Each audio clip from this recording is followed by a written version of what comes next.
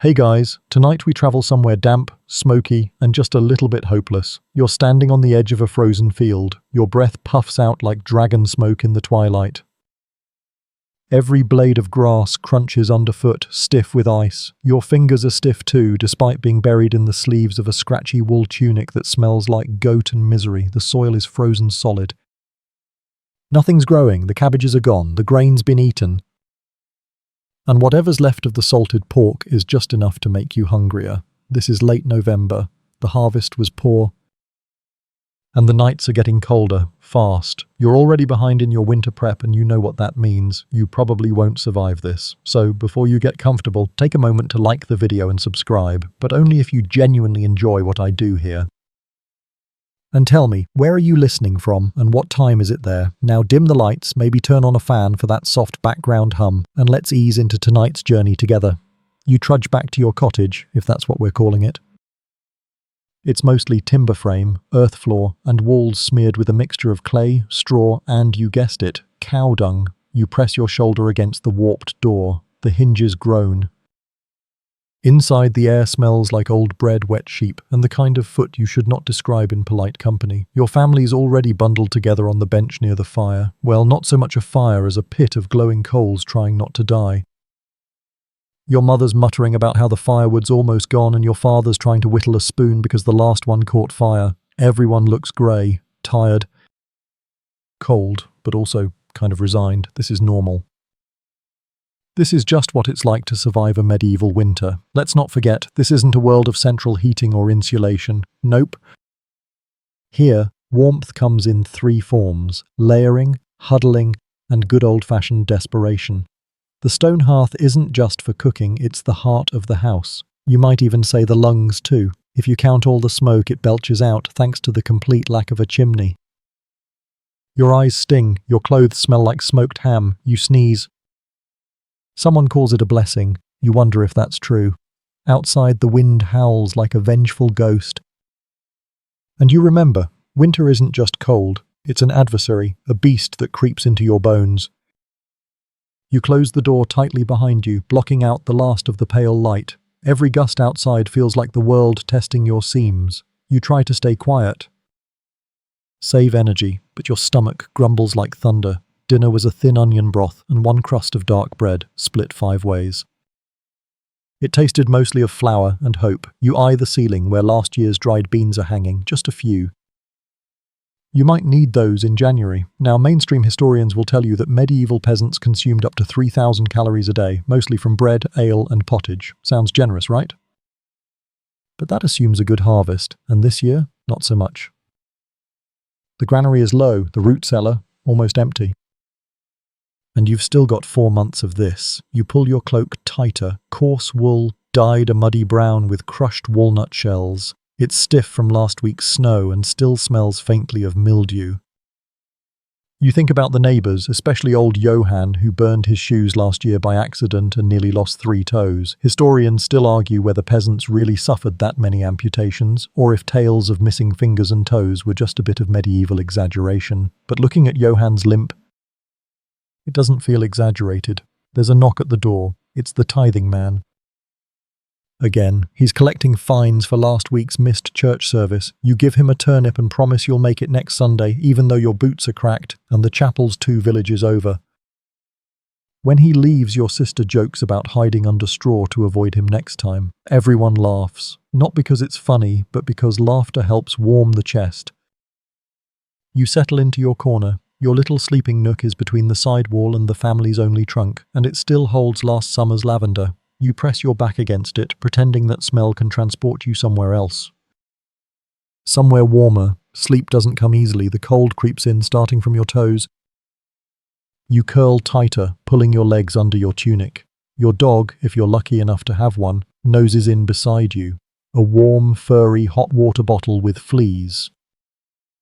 And yet you're grateful. You've got walls, a roof, sort of, and family who snores loud enough to scare off wolves. The night deepens. You listen. The wind has settled, but now the wood in the walls is popping, shifting. Rats scrabble in the rafters. You hear the faint rhythm of a neighbour's cough. That one's not going away. In the darkness, you think of summer. of berries, of washing in the stream without your hands going numb, of those few weeks when the earth felt alive again. And it hits you. This is just the beginning of winter. The real test comes later, when the snow thickens and the days shrink to whispers. Still, for now, you're surviving. And in this world, that's enough to be called lucky. Section 2. Morning doesn't so much arrive as seep in. The light is grey. Cold, indifferent, you open your eyes and exhale a foggy breath that hovers before your face like a ghost with commitment issues. Your muscles ache, not from labour, not yet, but from the sheer effort of staying curled all night. And your neck, that's what happens when your pillow is a bundle of straw stuffed in a burlap sack. You sit up slowly, careful not to bump your head on the low rafters. Your breath stirs the frost clinging to the inside of the wall. Yes, the inside. Because that's how well your house holds heat. Not at all. You rub your hands together, stiff fingers protesting with every movement, then pull on your wool hood. The cold isn't just outside. It's a living presence in the room with you, sitting, watching, waiting for you to expose a toe. Time to get up, you'll need to check on the animals. Wool, mud, and human heat. That's your armour for the day. First, you layer. A linen shirt that's been patched so many times it looks like a map. Over that, a thick tunic, rough wool, the kind that could exfoliate a tree. Your leggings are damp from yesterday and smell like something that once lived. You sigh and put them on anyway. There's no such thing as fresh laundry in winter, not unless you're into frozen socks and heartbreak. You stomp into your boots, leather, cracked, lined with straw, and wrap your feet in strips of cloth before stuffing them in. Socks exist, yes, but you haven't had a whole pair since your older brother left them too close to the hearth and one caught fire. May it rest in peace. As you step outside, the wind immediately slaps you in the face with the grace of a wet fish.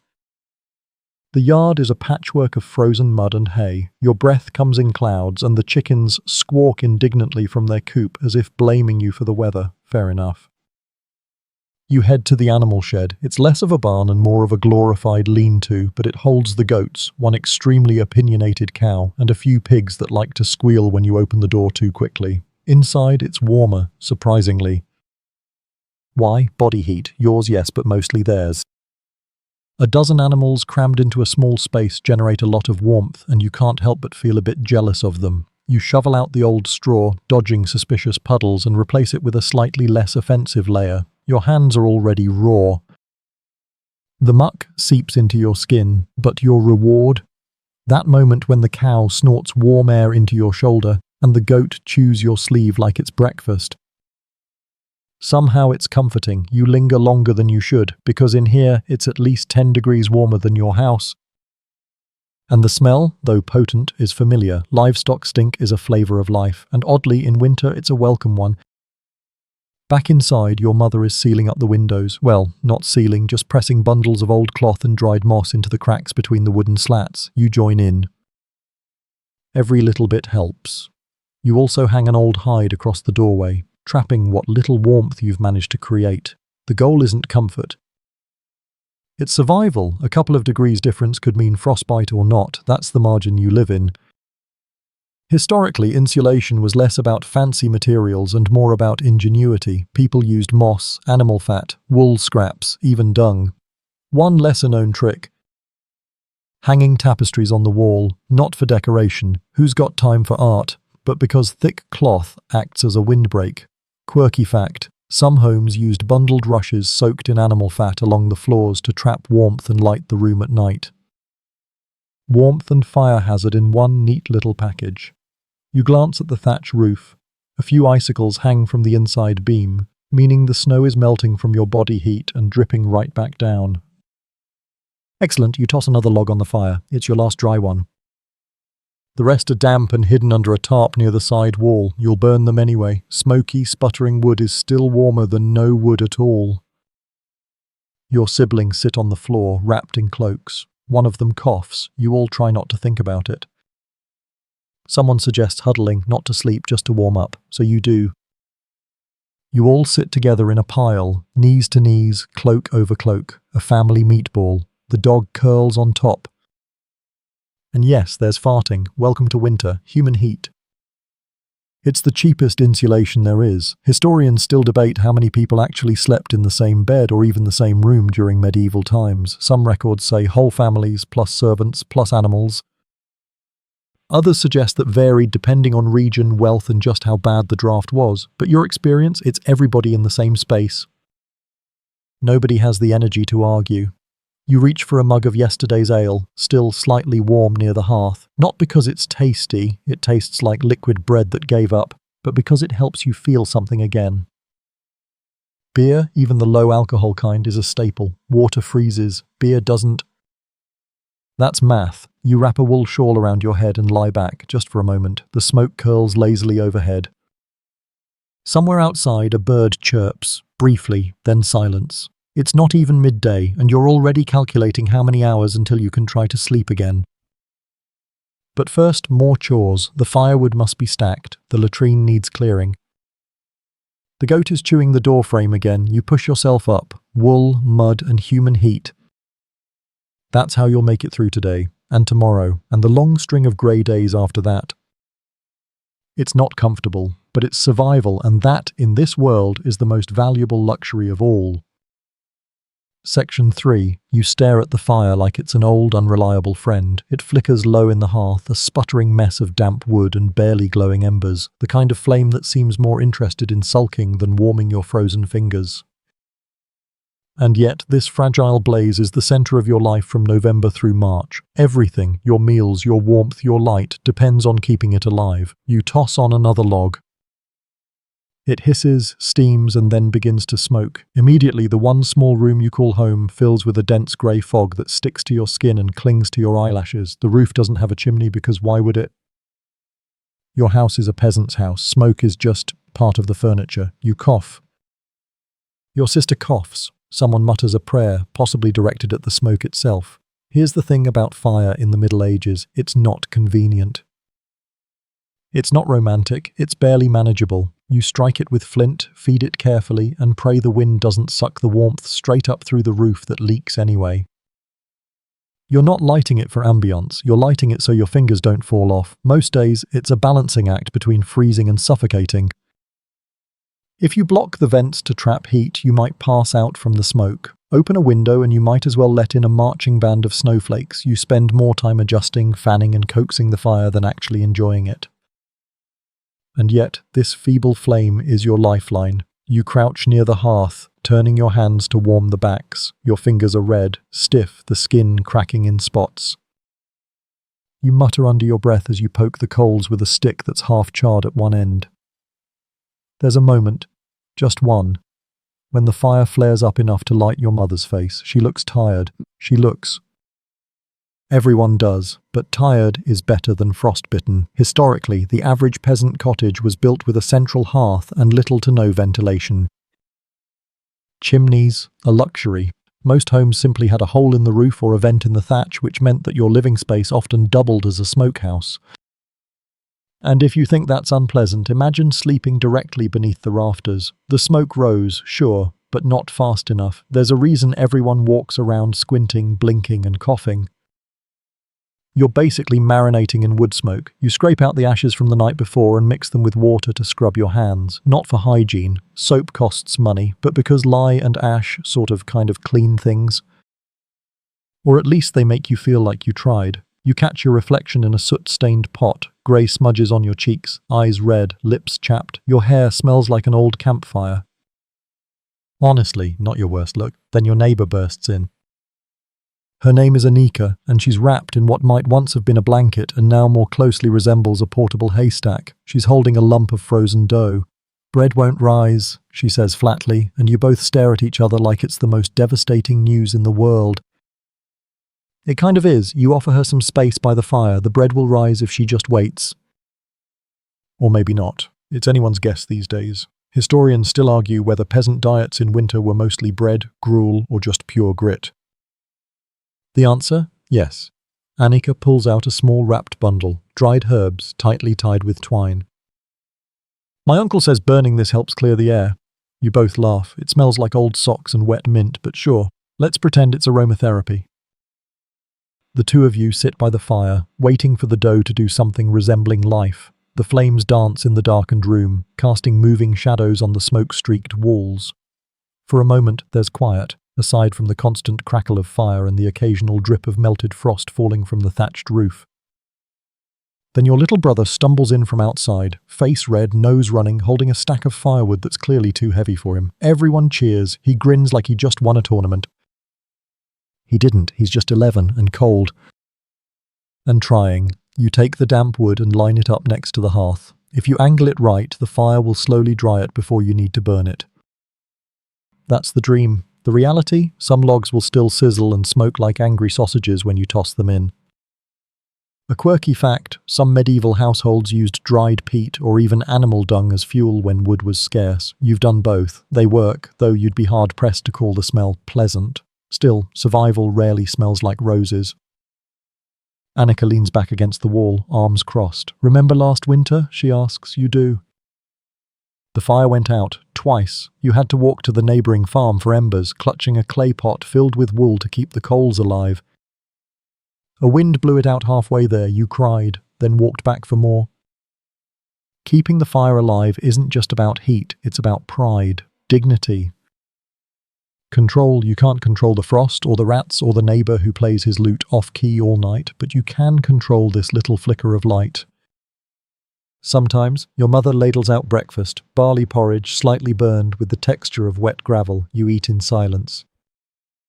The fire crackles, a log collapses into glowing ash, and everyone jumps at the sound. "Still better than last week's porridge," your father says. No one laughs, but no one argues either. By late morning, the room smells less like smoke and more like sweat and boiling grains. You open the door just a crack, let the air stir. The fire flutters in protest, but survives. Good. You close it again and sit, back to the hearth, hands outstretched. Watching, because this is it, the fire. Your fickle, smoky, essential flame. You'll tend it again in an hour, feed it at dusk. Guard it through the night, and if you're lucky, it'll still be there tomorrow. Section 4.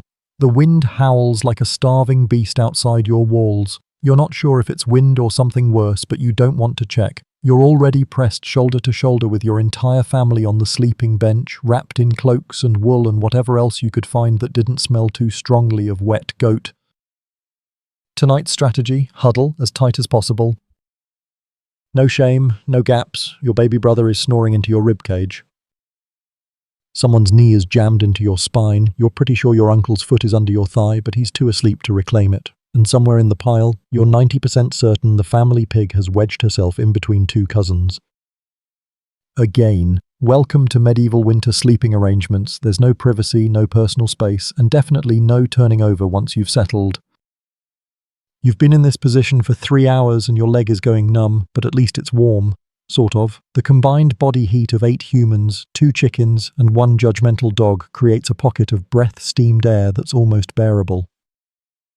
The walls creak, a draft slices through the room, and everyone instinctively groans in unison like a tired choir. Your mother reaches up and tucks more straw between the wallboards. It rustles but doesn't help much. People often imagine medieval peasants sleeping under thick furs in romantic cottages. The truth: you're lucky if you've got a wool blanket that hasn't been nibbled by mice. And pillows? Try a sack of grain, if it's not already eaten. Mainstream sources say peasants often shared beds for warmth, which is accurate, but not always comfortable. Scholars debate whether it was driven more by affection, necessity, or just the bitter cold reality that no one survives the night alone. Honestly, it's probably all three. Your little sister whispers, "Can we sing the warm song?" It's not really a song, more like a chant passed down for generations, part lullaby, part superstition, part desperate coping mechanism. Everyone hums along. It's off-key, it's barely words, but it works. A little. Then someone farts, it's loud. Impressive. And just like that, the spell is broken. Your older brother mutters, "That's the devil escaping." Your father says, "At least he's warm now." Your mother swats both of them with the corner of her shawl and says, "Sleep." Before the warmth leaves us, you bury your face in your hands, laughing silently into the darkness. Peasants knew the value of shared heat. In fact, it was common to sleep with livestock, not just for warmth, but for security. Pigs under the bed, chickens by your head, cats for mice. A cow if you were rich enough. It's not clean, but it's practical. Tonight the pig shifts, sighs, and farts in response. Everyone groans. Someone says, "God have mercy." You whisper, "That pig's got demons." She grunts. You stare at the ceiling beams, barely visible in the firelight. One of them drips, snow melt from above, working its way through the thatch. You shift your blanket, trying to avoid the growing wet spot. No luck. The roof always leaks in that one place. You tried plugging it last year with wax and straw. It held for a week. Your uncle sneezes violently, the dog growls, then silence. You try to shift again. Maybe, just maybe, you can stretch your legs. You wiggle a foot. Mistake. It immediately finds cold air. Regret slaps you like a nun with a ruler. You yank it back under the wool and hiss through your teeth. Too late. The chill crept in. You brace for it to spread. Your mother murmurs, "Don't move. It escapes when we move." She's right. Heat is a fragile, slippery thing in winter, like trying to hold smoke in your hands. You lie still, pretending your left foot isn't slowly becoming an ice sculpture. The dog shifts and lays her head on your hip. Her breath is warm, her fur pungent. But right now, she might as well be royalty. A quirky fact, flatulence was considered part of the body's natural release in medieval thought. In some places, it was even joked about in medical texts. Better out than in, as one monk scribbled in the margin of a codex. You like to think that gives your family's symphony some historical legitimacy. Outside, the wind returns with a moan. Not a roar, more of a long, low exhale, like the earth itself is tired. The walls shudder, the fire pops, and you feel your eyelids getting heavy. This is the moment you dread the most, the edge of sleep, because you know that if the fire dies in the night, so might you. You listen for the embers. Still alive, barely. You'll get up in an hour, poke them, add more fuel. Try not to trip over the pig. Historians still argue whether medieval peasants slept in one long night or two distinct chunks, first sleep and second sleep. Some say people woke for a few hours around midnight, prayed, checked the animals, even visited neighbours. Others say peasants were too exhausted to move. But in your house, midnight is for repositioning a sibling's elbow from your ribs and hoping the pig doesn't roll onto your foot again. You finally slip into sleep. Not because you're warm, not because it's comfortable, but because your body simply gives up. Outside, the cold deepens. Inside, your family snores in harmony. And for tonight, at least, the warmth holds. Section 5. Morning comes not with light, but with hunger. You open your eyes to the sound of your stomach growling like it's staging a rebellion. Beside you, the pig is already awake, rooting gently at the floor with her snout in search of something, anything edible. You sigh. She's not going to find much. Your body aches. Not the good kind of ache from working a long day, but the hollow, cold stiffness of sleeping in a drafty room with no mattress and even less food. You stretch your legs under the shared blanket and wince as the icy air immediately finds the exposed bits of skin near your ankles. It's breakfast time. Well, breakfast might be a strong word. You shuffle toward the hearth. There's a pot still crusted from last night's porridge. You scrape the sides with a wooden spoon, one that's seen better days and now has the bowl of it worn down to a lopsided oval. A few bits come off. You eat them. Not because they taste good, they don't, but because they're warm. The fire's nearly out. Again. You breathe on your fingers and kneel, poking at the ashes, hoping to find one last ember still pulsing with life. There's one, faint and red as a mouse's heartbeat. You feed it carefully. Twigs first, then bark, then something thicker. You blow. It smokes. Your face stings with soot. Eventually, a small flame returns. It's not heroic. It's not even impressive. But it's there. You pull a cloth from the ceiling rafters where you keep bread hung high to avoid the rats. It's stiff. Cracked. You knock it on the edge of the table and it sounds like a roof tile. This is winter bread. Coarse, barely leavened, mostly rye, maybe some barley. Dense enough to be used as a weapon in a tavern brawl. You cut it with a knife so dull it might as well be a spoon. The crust resists. The inside, still frozen. You hold it near the fire. Not to toast it, don't be fancy, but to thaw it enough so it won't crack a tooth. Eventually it softens. You gnaw off a corner and let it sit in your cheek like a sad, grainy lozenge. Food in winter is strategy. You ration, you make substitutions.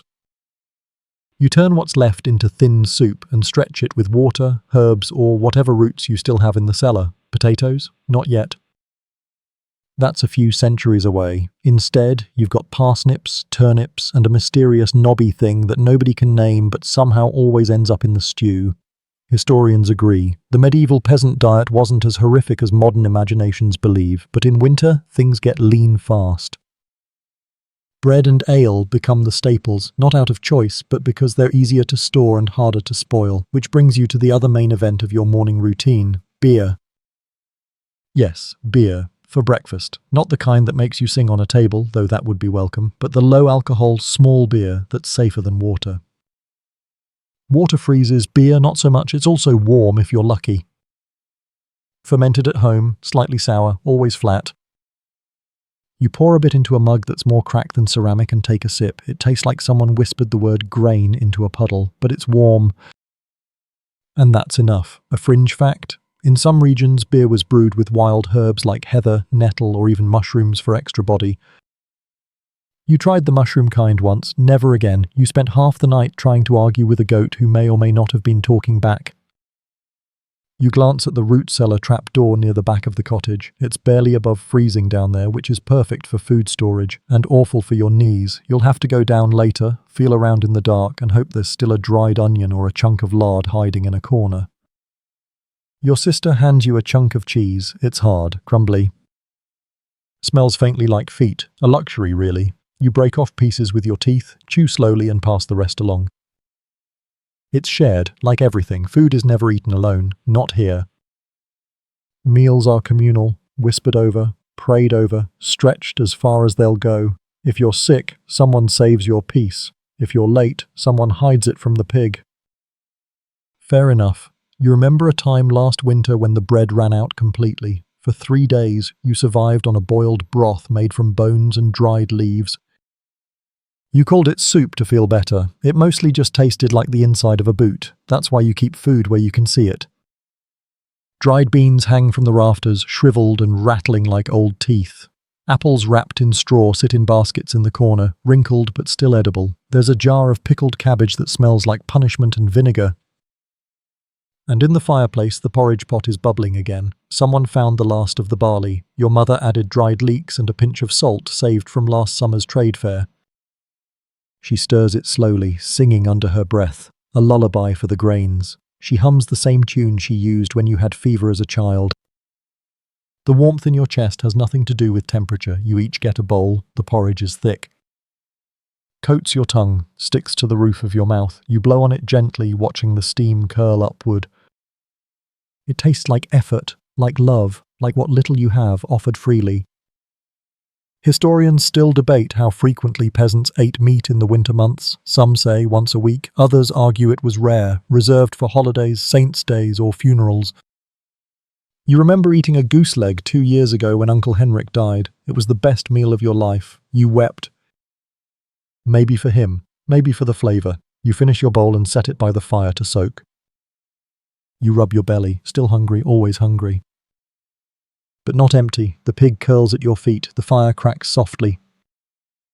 And for now, you've done what needs to be done. You ate, you warmed up. You survived another breakfast. Section 6. It's not the cold that wakes you in the middle of the night, it's the sound. Low, long, hollow. Like breath from the belly of the earth, you blink in the darkness, your eyes adjusting to the murky outlines of the cottage. The fire's almost out again, just a dull orange blush beneath the ash. Everyone else is asleep, limbs tangled, breath rising in soft, rhythmic clouds. But you're frozen, not from the temperature, but from listening. That sound again. A slow moan across the trees, not wind, not just wind. You push off the blanket carefully, trying not to wake the pig, who's finally not snoring. The floor is cold against your feet, and your breath immediately fogs in front of you like a lantern you didn't ask for. You lean toward the shutter, just enough to peek through a crack in the wooden boards. The moon hangs heavy, silver, and distant. Trees sway like old dancers in the distance, and beyond that, faint but unmistakable, a howl.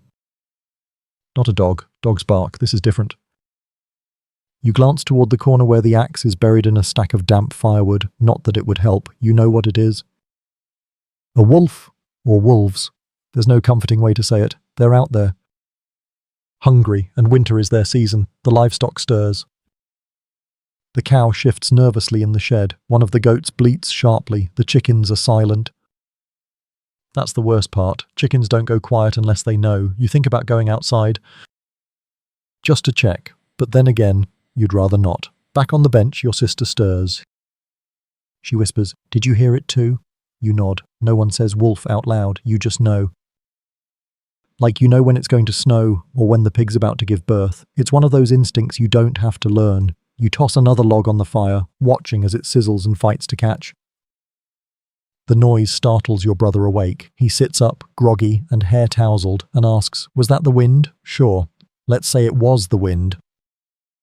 You listen again. The forest creaks. A branch snaps. Then, silence.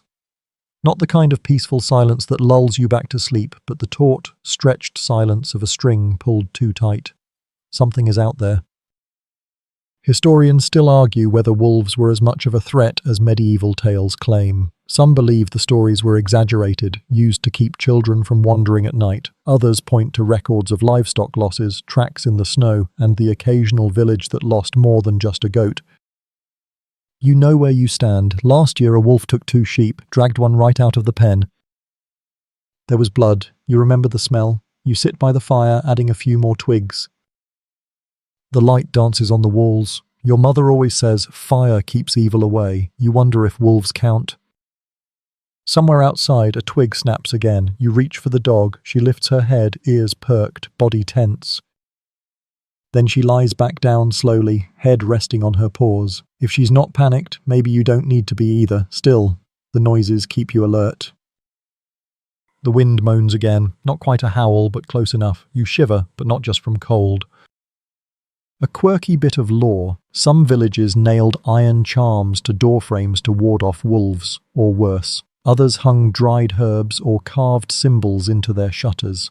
One neighbour swears by a spoonful of salt tossed over the shoulder every time he hears a night howl. You tried it once, mostly got salt in your eye. Your grandmother used to tell stories of black wolves, larger than horses, with glowing red eyes that only appeared in snowstorms. Of course, she also thought the pig could understand Latin, so maybe take that with a grain of salted superstition. You stare into the fire, try to focus on the pop and crackle, not the sounds outside. Sleep is impossible now. Your nerves are too taut, your breath shallow. You wrap a blanket around your shoulders and pace the tiny room, checking the latch on the door, reinforcing the shutter with a stool. It won't stop anything determined, but it makes you feel better. And really, that's what most medieval protection comes down to, comfort through ritual. You know the dangers.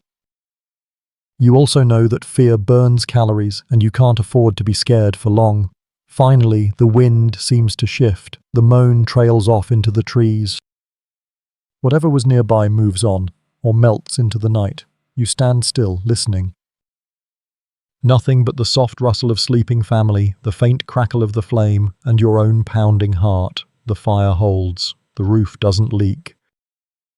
The pig hasn't stirred. You settle back under the blanket, not into sleep, not yet.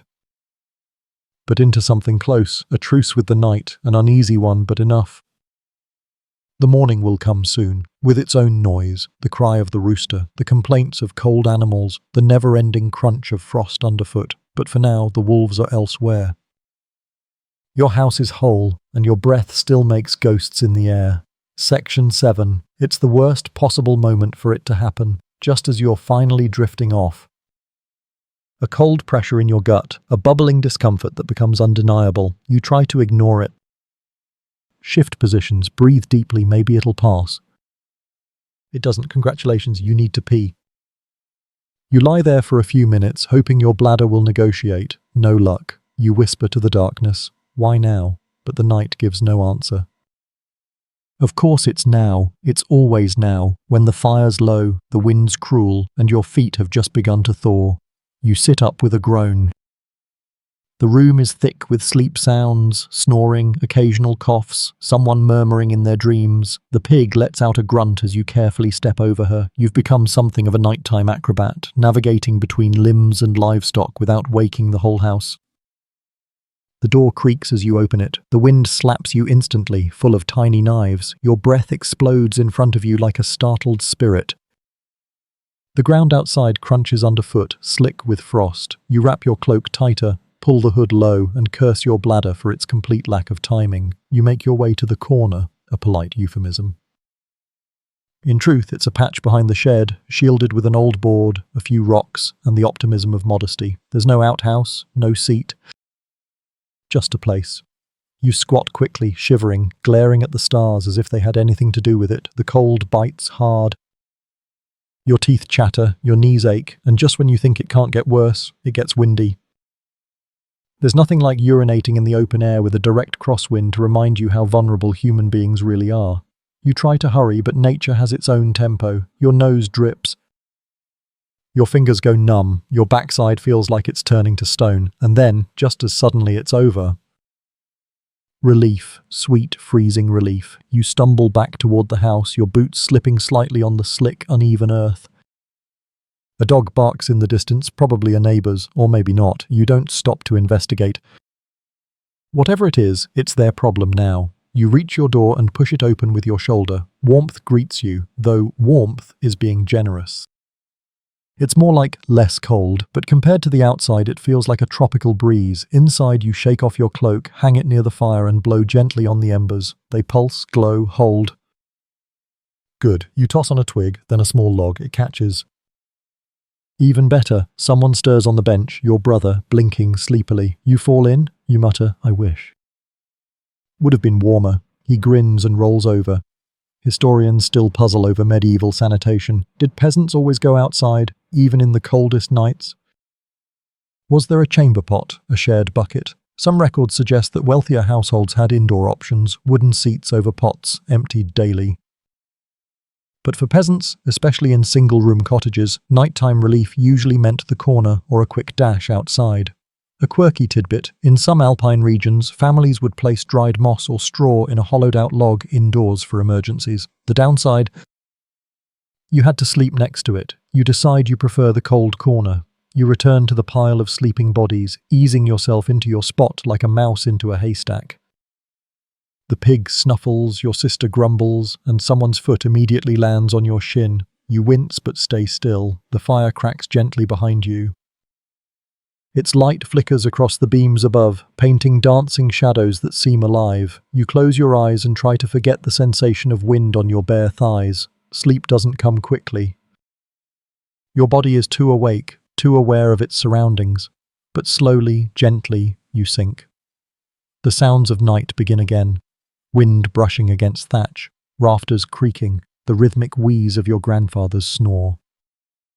And then the church bell. You almost forgot. It's faint but unmistakable, distant metal ringing from the monastery tower across the hills. One bell, then another, then silence. It's the monks, of course, praying in the dark, matins maybe. Or lauds, something in Latin you'll never learn. You stare at the ceiling. They're awake, you whisper to yourself, so I don't have to be. There's something comforting in that, knowing someone else is keeping the hours, watching, singing to the cold sky, while you lie in a huddle of stink and snoring and warmth, trying to dream of summer meadows and thick stews. Just before you drift off again, a thought comes unbidden. You'll probably have to go again before dawn. Section 8. That bell again, a soft, sorrowful clang rising through the cold air. You don't even flinch now. You've gotten used to it, like the creak of the rafters or the whimper of the wind under the door. It's the monks again, somewhere across the valley, tucked inside stone walls that have stood longer than any living soul remembers. They never miss their prayers. Even when it's snowing, even when it's 2 a.m, and even the wolves have gone quiet, you lie still in your bed pile, half wrapped in a woolen blanket that smells of fire and old onions, listening to the rhythmic toll. It doesn't echo, it absorbs, disappearing into the frost-laced fog that hugs your village. One beat, a pause.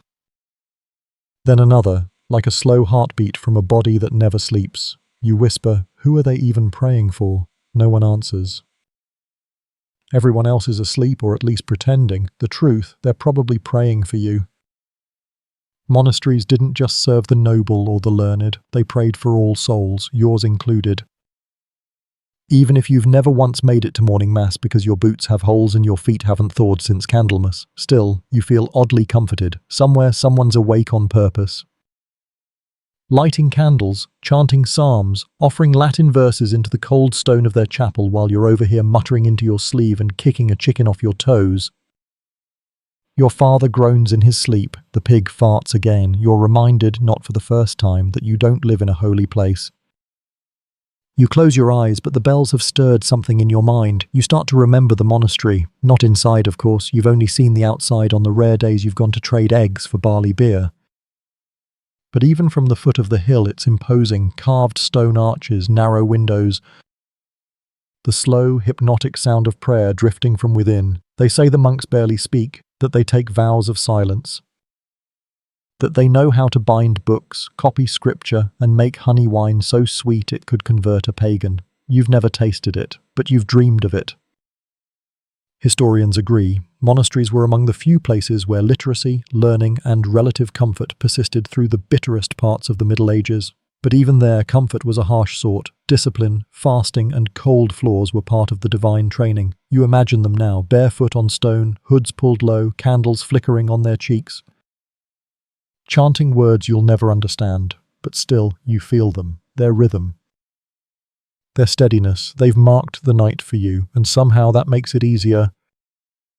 A scholar once claimed medieval people slept in prayer and woke in dread. You'd amend that. You sleep in a pile of elbows and pigs, and you wake when the bell reminds you that time is still ticking, even if the sun isn't rising yet. You shift slightly, careful not to disturb your sister's head balanced precariously on your arm. She mumbles in her sleep something about bread. You nod. Same dream. The fire's almost out again. You should get up, feed it. Just a few sticks, but it's hard. Your joints are stiff, your skin dry and cracked. Your throat feels like old leather, and your soul just wants to be left alone until spring. Still, you force yourself up. Step over 2 siblings, a dog, and something squishy you don't dare investigate. You reach the hearth, gently poke the embers. A red glow. Still alive. You add some bark and a dry twig. It hisses softly, then catches. A little light, a little warmth. You sigh, long and slow. Back in the corner, your mother stirs. She's awake or close. "Bell again," she whispers. You nod. She pulls the shawl tighter around her head and says nothing else. She doesn't need to. A quirky detail. Some medieval folk believed that hearing bells in your dreams meant angels were nearby. Others said it was a bad omen, a sign of death approaching. You choose to believe it just means the monks are doing their job, and you're not alone in the dark. You lie back down, this time facing the wall, your breath warming a patch of straw that smells faintly of last year's turnips. The pig snuggles closer. You let her. She's a better heater than most of your siblings, and she doesn't snore quite as loud. Outside, the bell tolls one final time, then nothing. Silence returns like a blanket drawn over the land. But it's not empty silence, it's watched silence, held, tended like the fire you just nursed. You think about the chapel, about the candlelight on stone, about voices raised gently to the rafters while you lie wrapped in animals and half-stitched linen. You think about how time flows differently in winter, slower, heavier, measured not in hours but in hearths relit, pots emptied, and prayers whispered into the dark. The monks have finished their chant. You imagine them bowing, filing back to their cold cots. You wonder if they dream, if they hear your dreams.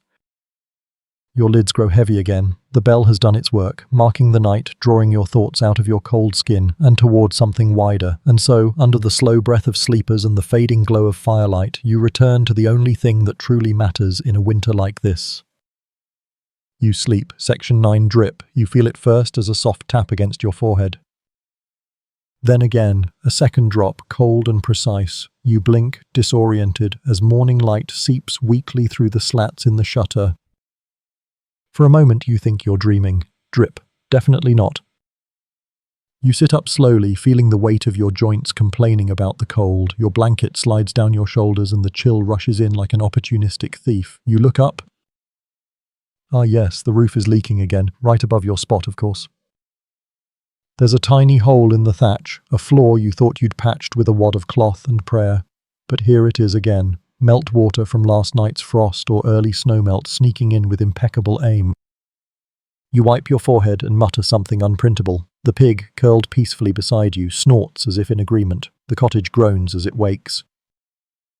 Your father's voice rumbles from the bench. Your sister shivers beneath her blanket, and your mother is already at the hearth, coaxing the fire like it's a misbehaving child. Smoke curls lazily toward the roof, joining the mist of your collective breath.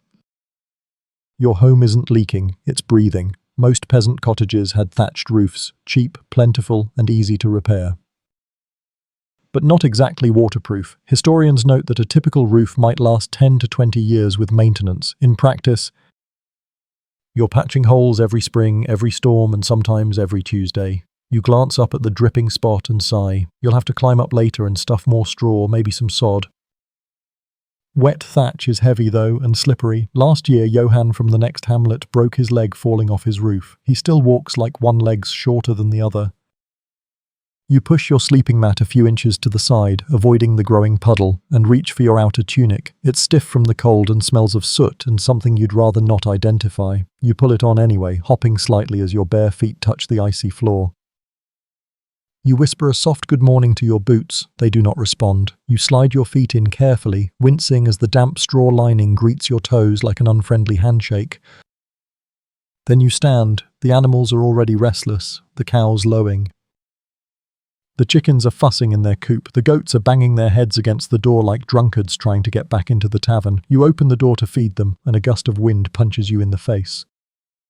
Instant tears. The cold outside is sharp, like the air itself has teeth. The yard is slick with a thin sheet of ice, and the thatched roof above is weeping quietly in the morning light. Drip, drip, drip. You check the rafters in the animal shed. More leaks, of course. You grab an old bucket and wedge it under the worst one. The sound of water hitting metal echoes sharply in the still air. Inside, your mother ladles something hot into wooden bowls. Porridge again. You'd complain, but your stomach says otherwise. You take your bowl, sit cross-legged near the fire, and blow gently across the top. You glance up. Water stains paint ghostly maps across the ceiling, like old kingdoms you've never visited. A fringe belief you once overheard: if a drip lands on your nose, you'll get a wish. If it lands on your foot, you'll get a rash. You've had both. Roof's weeping again, you mutter. Your brother shrugs. At least it means the snow's melting. Small mercies. The real danger of a leaking roof isn't the drip itself. It's what it brings. Damp air, soggy bedding, mold, and worst of all, rot. You can't see it yet, but you know it's working its way through the beams. Quiet, slow, patient. Rot waits for no one. You chew your breakfast slowly, the heat from the bowl warming your hands. Your sister's wiping her face with a piece of cloth that once served as a curtain, now repurposed as a towel. The pig is sniffing under the bench, looking for dropped crumbs. Outside, the wind picks up. A shutter slaps against the wall. You wince. The latch is broken. You'll fix it, eventually. Historians still argue about the living quality of peasant homes. Some records describe cozy interiors filled with woven mats and clean tools. Others speak of smoke, filth, and disease. The truth, you suspect, lies somewhere in between. You do your best with what you have. You mend. You patch. You endure. You finish your porridge and stand, stretching. Your back pops. You wonder if backs popped in the 1300s the way they do now. Probably. You step over the sleeping dog and start gathering straw and scrap cloth. You'll need to go up, soon, before tonight. Before the drip becomes a stream, you glance toward the rafters one last time. The leak is steady. Predictable, almost meditative. Drip. It's funny in a way. You've gotten used to this, to the rhythm of water on wood. The smell of smoke in your clothes, the taste of barley that never quite cooks through. You once dreamed of castles, of tiled roofs and warm beds and stone chimneys that never belch smoke into your face. But that's not your life. Your life is mending the roof, warming your toes, counting the drips, and making it to spring, one drop at a time. Section 10. You wake scratching. Again, it's not elegant. Not subtle. Just the full-body, half-conscious panic of 1,000 itches striking all at once. Your neck. Your scalp, behind your knees, the kind of itch that feels personal. The kind that says, "I live here now." You sit up, slap your arm, and glare into the straw mat beneath you. There's no doubt about it. Something is crawling around in there. Several somethings. Lice, probably. Fleas. Definitely. Could be both, and maybe they're cousins. Welcome to winter in a peasant's bed. Cleanliness is a luxury you can't afford. Water is cold. Soap is rare, and you can't exactly hang your bedding out to dry when it's frozen stiff in under 5 minutes. So you make do. And scratch. Your brother groans as you shift beside him. "You've got the itch too?" he asks without opening his eyes. "Woke me up," you mutter, rubbing your elbow on the coarse wool blanket in hopes of relief. No luck. He scratches his head and sighs. "It's the rats. They're worse this week." You pause. Right. The rats. They've been getting bold again. You've heard them at night, skittering in the rafters, nosing around the food stores, chewing on the edge of the kindling basket. One of them even knocked over a crock of pickled onions 2 nights ago. You chased it off with a stick and a very loud prayer. Historians agree, medieval homes were full of pests. Not just the itchy kind, but the kind that gnawed, scurried, and occasionally stole bits of your supper while you blinked, and with winter driving them inside, you're all roommates now. You glance at the corner of the room where a half-crushed sack of flour has been chewed open. Tiny teeth marks, little black droppings, evidence of the night shift. Your mother had a cat once, before the fox took it. Now the rats feel emboldened. You tried laying traps, bowls of lye, a few wire nooses, even a whispered charm from the village herbalist. Nothing's worked. A quirky historical tidbit. Some peasants believed sleeping with garlic under your pillow would repel lice and vermin. You tried it once. It didn't work, just made the dog cry. You shuffle to the hearth, which is barely glowing now. Just a soft orange heartbeat under the ash. You poke it gently, add a few bits of bark, and wait for the warmth to rise. It doesn't. You huddle in your cloak, scratching your shoulder with one hand and nursing a chipped mug of lukewarm beer in the other. The taste is stale, but the warmth is worth it. You look down at your legs, red patches here and there. Not bleeding, but close. You know from experience, keep scratching and they'll open. Then it's infection, swelling, and if you're unlucky, fever. Your sister appears beside you, rubbing her arm. "I hate them," she mutters. "Same." She gestures at the wall with her chin. "Saw one crawl under the bench." You make a mental note to sprinkle ash there later. Rats don't like ash. You don't either, but you're not the one pooping in the pantry. You sigh and pull out a strip of linen, tying it around your wrist. A superstition, really, meant to draw out the itch. You know it won't help, but rituals are half of survival. And that's the thing about these small winter miseries. They add up. A scratch here, a nibble there, a twinge in your ankle that won't go away. You're not dying, but you're not thriving either. You're simply enduring, one irritant at a time. You think back to summer. You walked barefoot then. Got cuts, sure, but the sun was warm, the grass soft. You miss feeling warmth that comes from the sky instead of stolen from a smoky hearth. You grab the broom, really a bundle of reeds tied with hope, and sweep the floor. Not for cleanliness, but for sanity. You chase the crumbs, the rat droppings, the unidentifiable fuzz. You find one dead beetle and 2 live ones. You let the live ones go. You turn your mattress, by which you mean the sack of straw, hoping the other side itches less. It doesn't.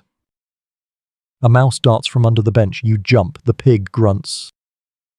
The mouse disappears behind a basket. You sit back, sigh deeply, and scratch your ankle. Historians often marvel at how resilient peasants were. How they survived in such conditions with so little. You know why, because they had no choice. You scratch, you sweep, you scowl, but you keep going. That's the rhythm of winter, not noble suffering, just relentless discomfort, survived through repetition. Your mother calls for you to fetch more kindling. You rise, bones cracking, and step carefully to avoid waking your sleeping siblings. You stop by the door. Another deep breath and scratch, just once. For luck. Section 11. You wake up with a snout in your armpit, not metaphorically. An actual snout, damp, curious.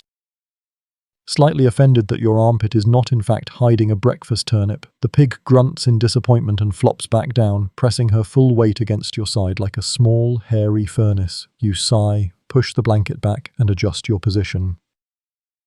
Not because you mind the pig, she's arguably the warmest, least demanding roommate you have, but because she's hogging your part of the blanket, literally. This is life with peasant pets.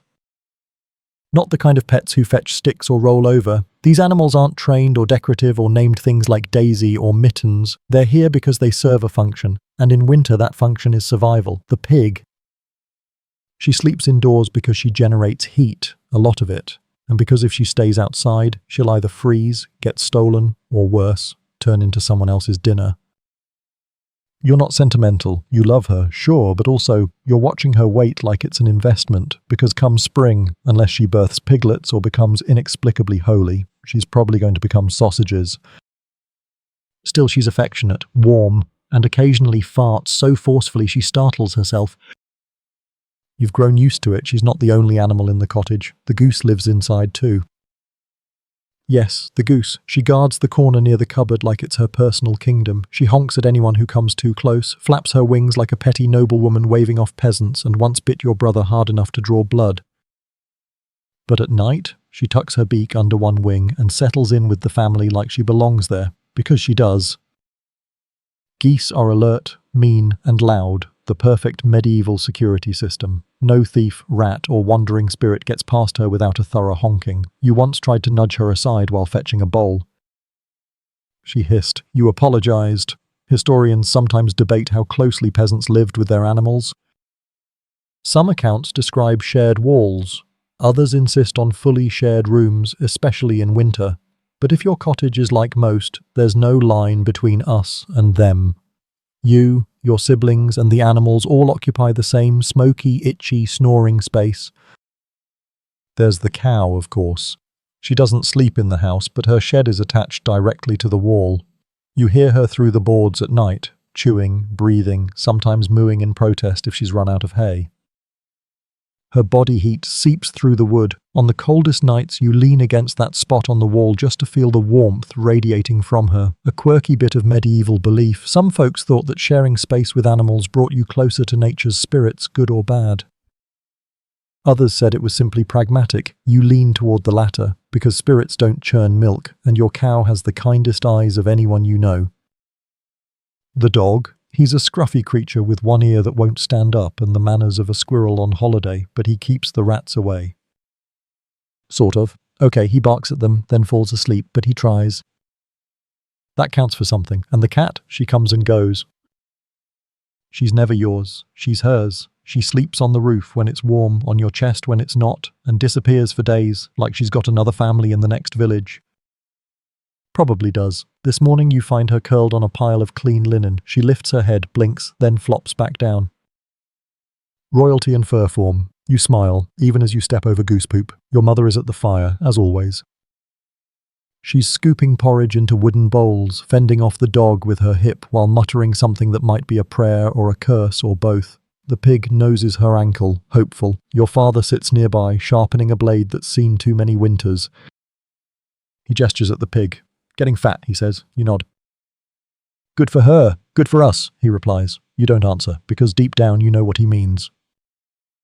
Every animal in your home serves a role, heat, protection, companionship, but they're also food. Or trade, or tools. You don't name them. You don't forget what they are, but that doesn't mean you love them any less. The pig snorts again, nuzzling your leg. You scratch behind her ear. She closes her eyes and leans into it. Her skin is rough, her bristles like broom straw.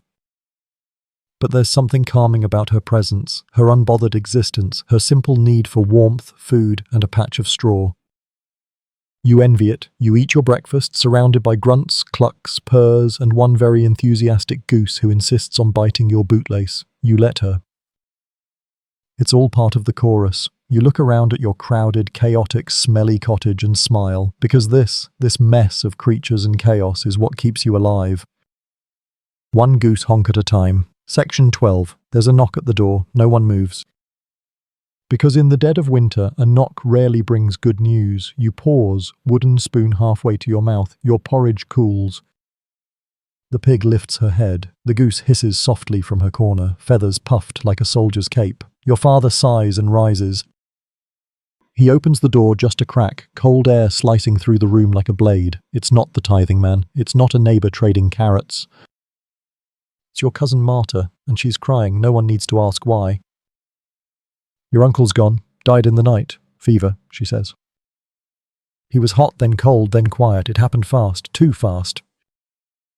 The room goes still. No one cries. Not yet. Because in winter, death comes like weather. Expected, unwelcome, and somehow ordinary. You help bring him to the church that evening. The snow is falling, soft and heavy, like ash. You wrap the body in linen, careful and slow. He's light, lighter than you thought.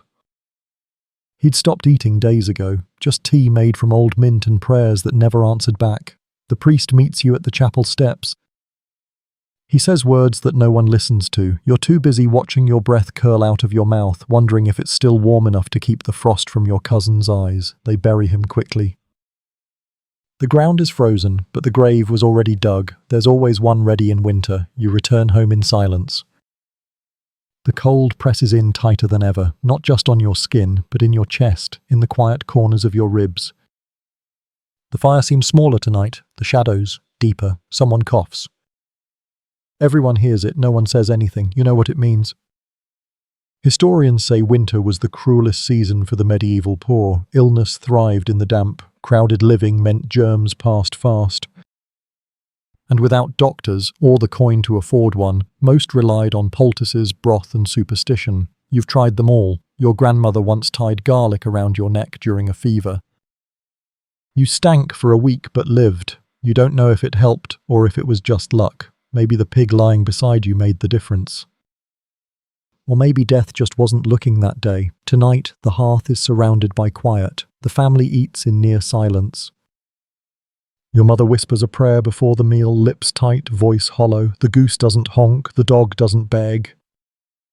Even the pig seems to understand. You huddle close. The fire's warmth isn't enough. You crave something else, something human, something alive. Your little sister climbs onto your lap. You wrap the blanket around both of you. Her face is pale. Her breath shallow, she whispers, "Will I die?" You look into her eyes, so wide.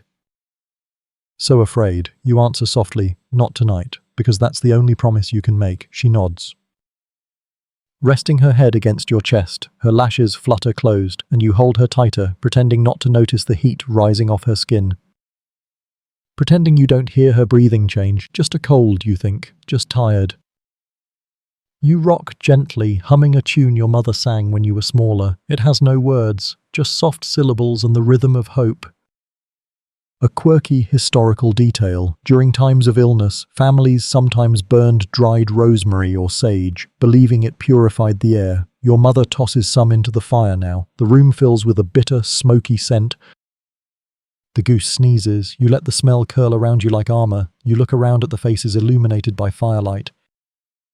These people, your people, crowded under a leaking roof with animals and coughs and grief. They are everything, and tonight you're still here, still breathing.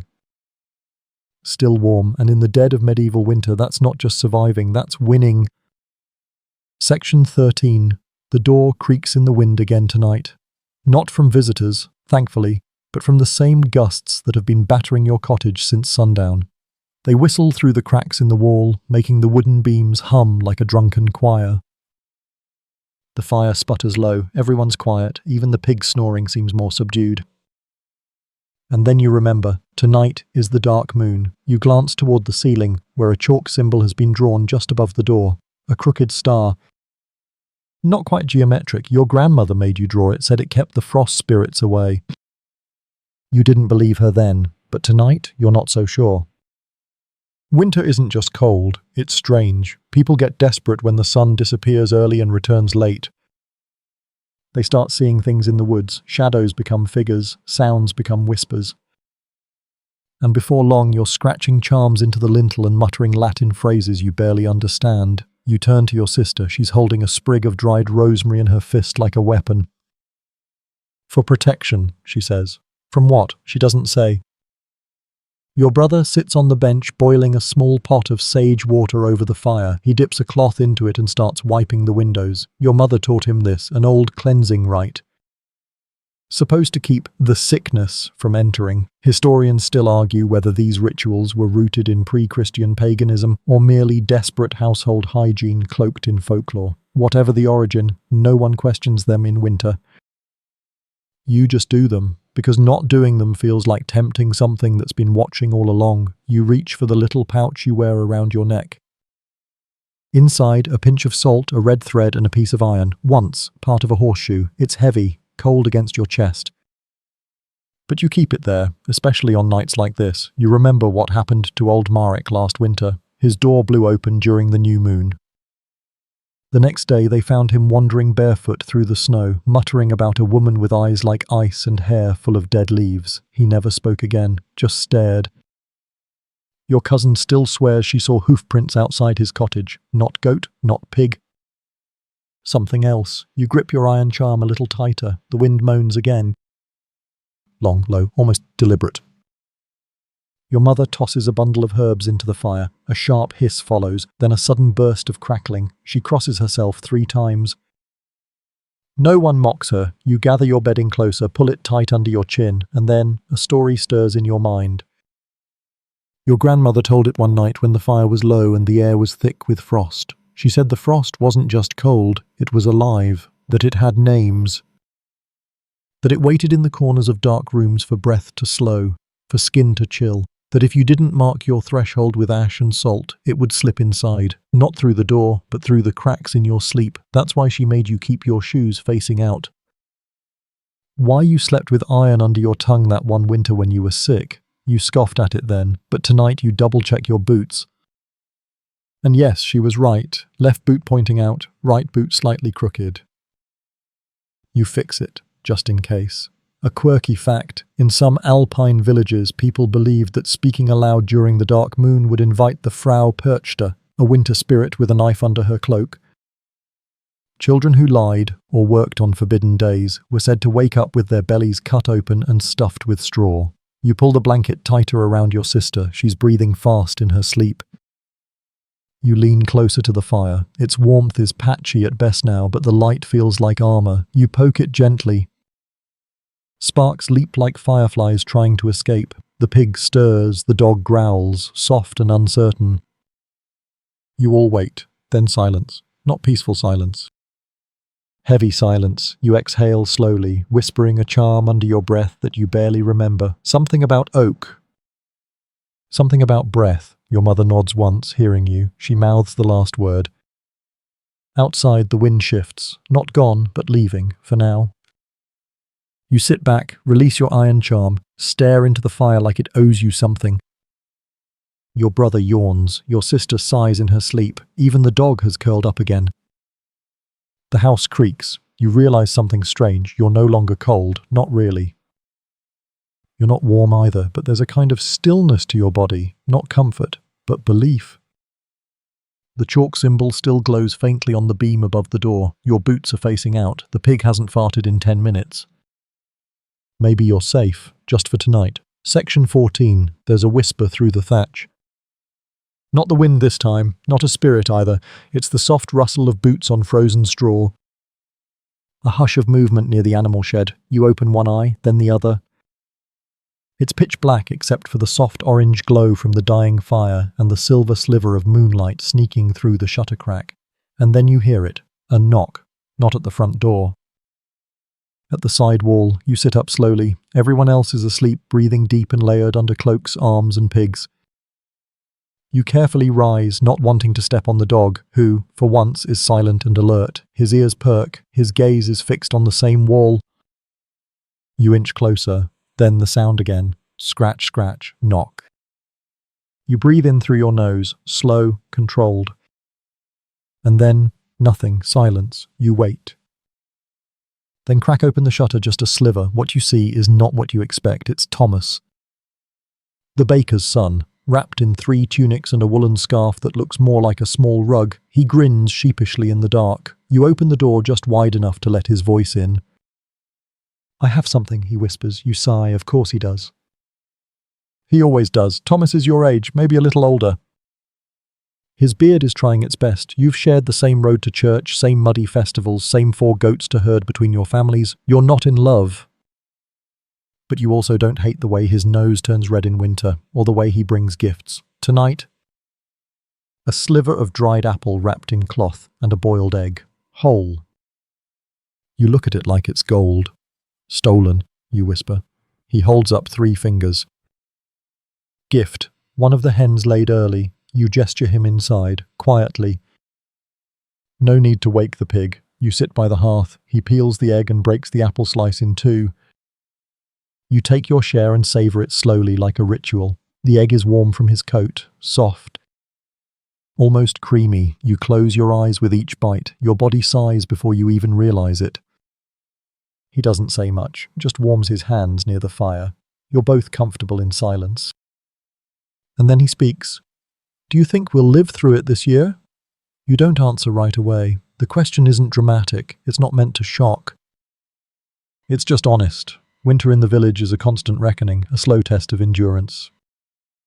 And every year someone doesn't make it. You think about your uncle, the cough in your sister's chest, the goose who's been weirdly quiet today. Then you nod, just once, not confident. Just present. He exhales through his nose. I hope so. You smile. Me too. Historians often overlook courtship among the poor. No ballads, no love letters. Just long glances across hayfields and shared chores and smuggled apples when everyone's asleep. Love in its quietest form. And in winter, love is a boiled egg. A quirky tradition. In some villages, couples would sneak out in the dark to exchange handmade charms or carved tokens, small bits of wood etched with protective symbols. You still have the one he gave you last year. Tucked in your satchel, a bird with outstretched wings. You ask him about it now. Did it work? He grins. You're still alive, aren't you? Fair. You both laugh. Just softly, not to wake the animals. You hear your father stir. The dog shifts. A rooster crows, confused about the hour. Time to go. You walk Thomas to the door. He pulls his scarf higher, eyes squinting against the cold. He hesitates for a moment, then presses the rest of the apple slice into your hand. For later, you nod. Don't freeze. He winks. Too stubborn. You close the door gently behind him, lean your back against it, and just breathe. The fire's nearly out. You feed it one last time. A little kindling, a scrap of bark. The flames respond with a grateful sigh. You curl back under your blanket. The pig immediately finds you again. The dog lays his head on your shin. And in your hand, still warm from his pocket, is the slice of apple. You don't eat it. Not yet. You just hold it. Proof that in the middle of the longest, darkest nights, someone is still thinking about you. Section 15, Day 3. You haven't stepped outside in 3 days. The snow has piled up halfway over the door. The wind has buried the path to the well. And you're down to half a sack of grain, a handful of dried beans, and a wheel of cheese that smells like an old boot soaked in vinegar. You've never been more grateful for it. Everyone's mood is brittle. The children whine without realizing. The pig has started chewing on the firewood pile. Your mother hasn't said more than 5 words since morning, all of them directions. Stir this. Move that. Don't touch. Your father hasn't moved from his spot near the hearth, wrapped in 2 cloaks and 1 resigned sigh. Your brother is sharpening a stick. You don't ask why. The snow has sealed you in, not just physically, but mentally. There's a heaviness in the air, like the cottage itself is pressing down. You find yourself pacing between the bench and the wall and the door and the pig, who squeals every time you step too close. The dog is asleep, belly up, legs twitching, clearly dreaming of a better world. You envy him. You try to keep busy. You sweep the floor, even though it's just straw and packed dirt. You rearrange the baskets under the bench. You attempt to patch your sock using thread that breaks more than it binds. Anything to do, because nothing feeds winter madness like stillness. Historians mention cabin fever, though they don't call it that. They speak of melancholy, soul sickness, and spirit withdrawal. You call it Wednesday.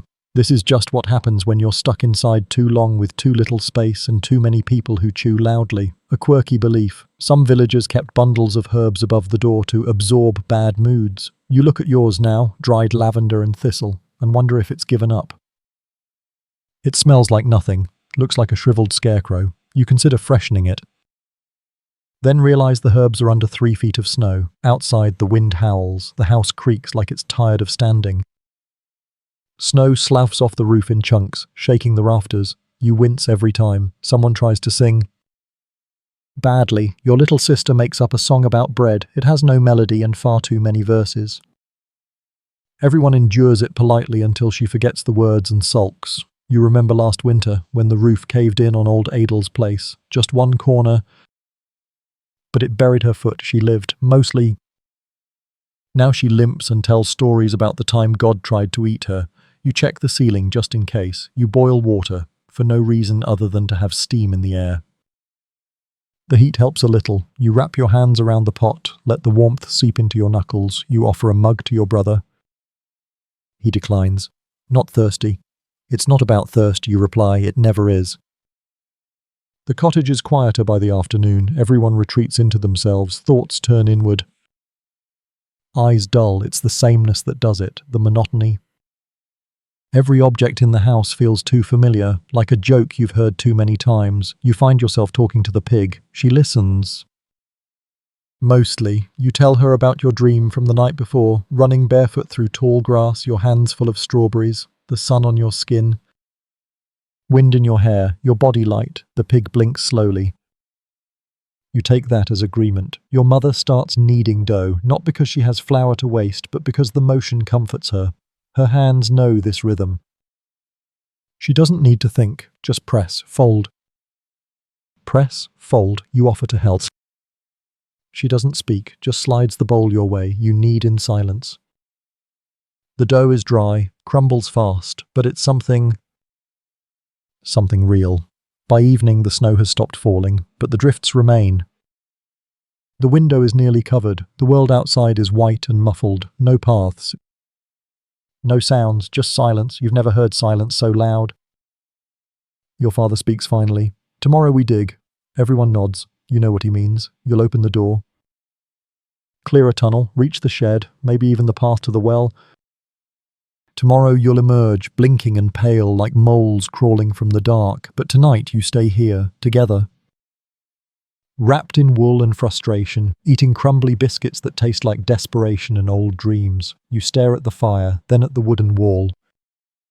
And you wait, for spring, for sunlight, for the world to feel big again.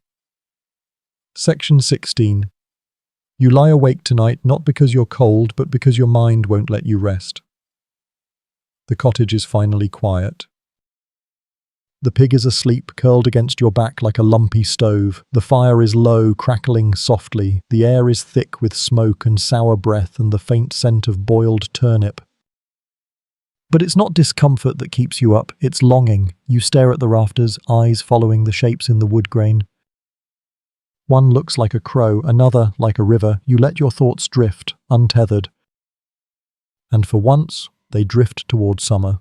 You remember the meadow. That one, the one past the old stone wall and the crooked tree where bees make their home. In your memory, the sun is golden and heavy, pressing warmth into your shoulders. You're barefoot, your feet sinking into moss and soft grass. You're laughing, maybe with your brother, maybe with Thomas, maybe just because you can. You can almost hear the cicadas, feel the breeze. In summer, the world is wide and kind.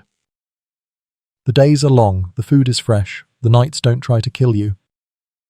You dream of rivers, cold, clear, fast-moving. You dunk your head under, your hair floating like dark ribbons in the current. You come up gasping, eyes wide with joy. Your sister splashes you and you chase her through the shallows. Everything smells of mint and sun and life.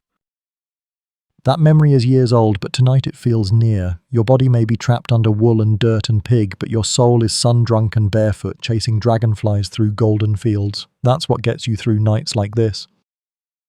Not hope in the usual sense. Hope is too loud, too demanding. It expects things, but memory, that's quieter.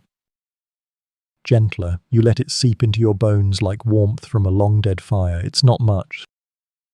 But it's something. Historians write about survival techniques, methods, tools, systems, but they don't write about the internal ones. The ones like remembering, like daydreaming, like clinging to the picture of your mother's laugh in late July when she scattered breadcrumbs for chickens and danced in the dust just for the joy of it.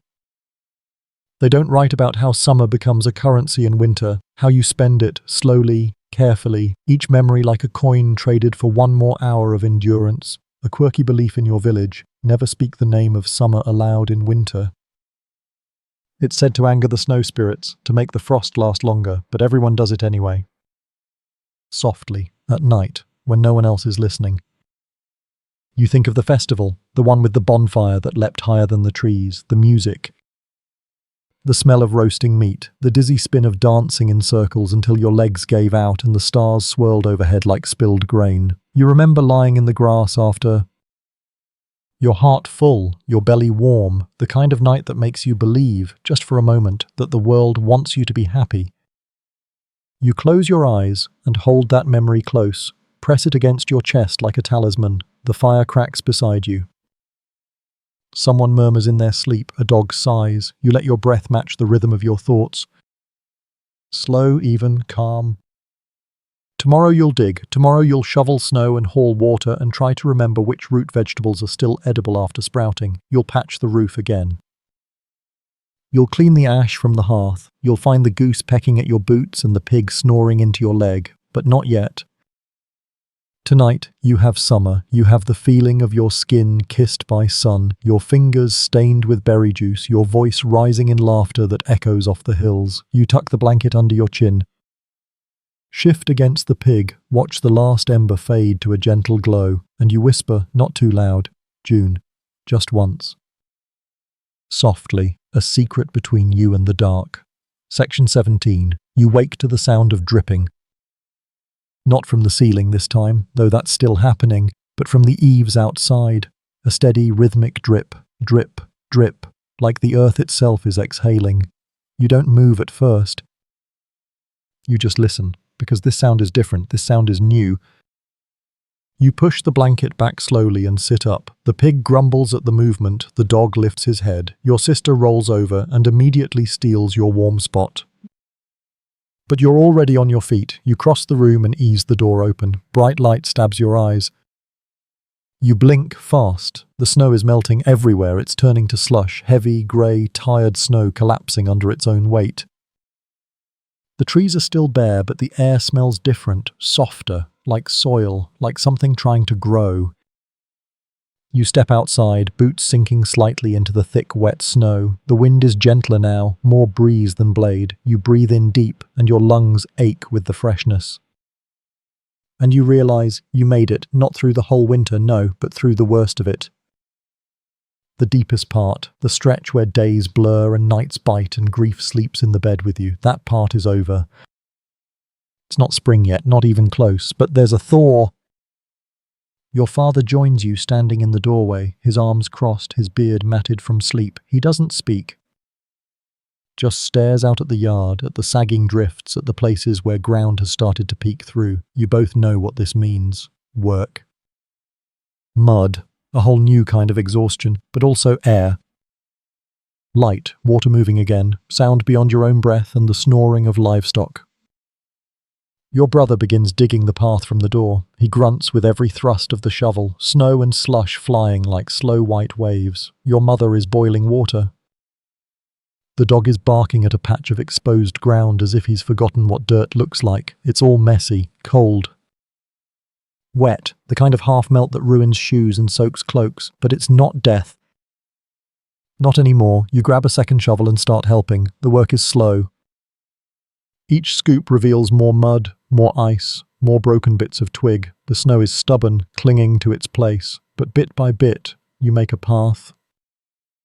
Just enough to reach the firewood pile, then the shed, then the road. It's more of a ditch now. Water flows in a thin trickle down the side, carrying leaves and tiny stones. You watch it move. It feels alive. Your sister joins you. She's holding a broom. Mostly useless, but she uses it anyway, sweeping the puddles from the steps like it's a royal palace. You all move slowly, laughing more than you should, slipping more than you'd like. Even the goose ventures out, lifting her feet high with every step like she's offended by the mess.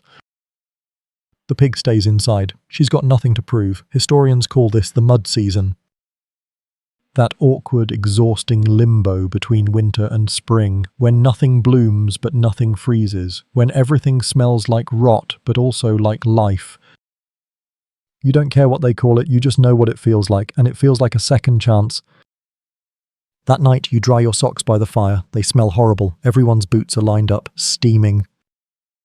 The room reeks of wet leather, sweat, and wood smoke, but no one complains. You eat dinner, porridge again, with a sliver of salted fish, and no one scowls.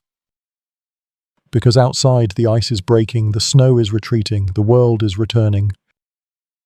You smile to yourself, you survived the dark, the worst of it anyway. There's still a long road ahead, still frost coming, still cold nights. But you've seen the thaw, felt it under your boots, watched water run and birds stir in the branches. And now you believe what you weren't sure of 2 weeks ago.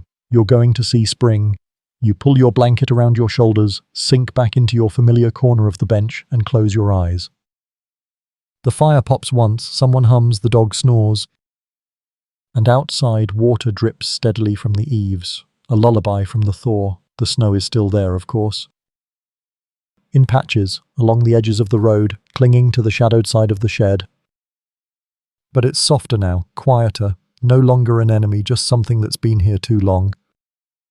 Inside your cottage, the fire is burning low, but the room is warm, the kind of warmth that doesn't just come from flame, but from breath, from shared labor, from having endured something together. The blankets are dry, the roof is holding, the animals are fed, asleep, sprawled in familiar piles. You feel it in your body, this softening, your muscles, sore from digging, still ache, but not from fear. From effort, from living, it's a good kind of tired. The kind you can sleep inside of, your thoughts slow, they don't dart like sparrows anymore. They float, like wood chips on melted snow, like dreams you don't need to chase, just observe. Tomorrow will bring more work, muddy boots, cold water. A stubborn path, but tomorrow isn't here yet. Tonight, you rest. Tonight you breathe deeply. Tonight you let your eyes close without resistance because you made it. And in this quiet moment, surrounded by the gentle hush of thawing snow and fading firelight, you can finally whisper the words you were afraid to believe. You're safe now. Sleep. Sleep like someone who survived. Sleep like someone who's ready for the sun.